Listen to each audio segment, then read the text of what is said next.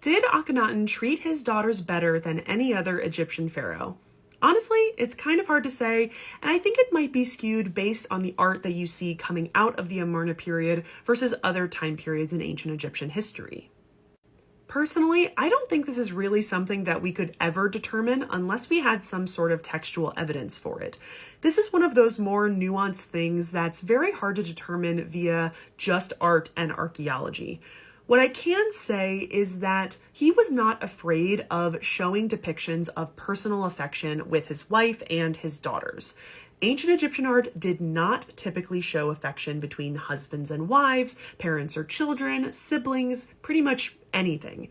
Usually, that's never really depicted and rarely talked about except sometimes in love poetry. But Akhenaten didn't really seem to care about that, and there are multiple depictions of him sitting with his wife Nefertiti holding one or more of their 4 daughters. There are also depictions of them kissing and hugging, which is very rare to see in ancient Egyptian art. I will say one thing that did kind of support that maybe he did treat his daughters a little bit better than previous kings is that his daughters are depicted in a lot of Egyptian art from that time. They are depicted in tombs, they are depicted in temples, they are depicted in palaces, and etc. While some ancient Egyptian tombs do depict the pharaoh at the time, it would usually just be the pharaoh and not the entire royal family. But Akhenaten, Nefertiti, and their daughters are depicted in many of the private tombs of Amarna and even outside Amarna. So I don't know if I can really say that he treated his daughters better than previous kings, but he definitely didn't seem to hide them more than maybe other pharaohs might have had.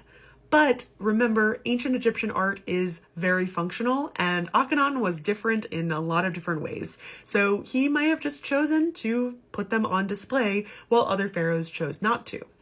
Now, there is one very odd thing that I didn't mention, and that is occurring throughout the entirety of ancient Egyptian history, and that is princes are never depicted with their fathers. And the only exception to the fact that I have found are in tombs of young princes who died very young, and they are depicted with their fathers. But otherwise, there seems to be some sort of taboo where you should not depict a prince until he becomes a king. And the only other time you will see a prince is when they are an adult and they are a younger prince who did not become pharaoh, usually in their own tomb. So that's just one of those weird little taboo things. You will never see Tutankhamun with Akhenaten in the same picture.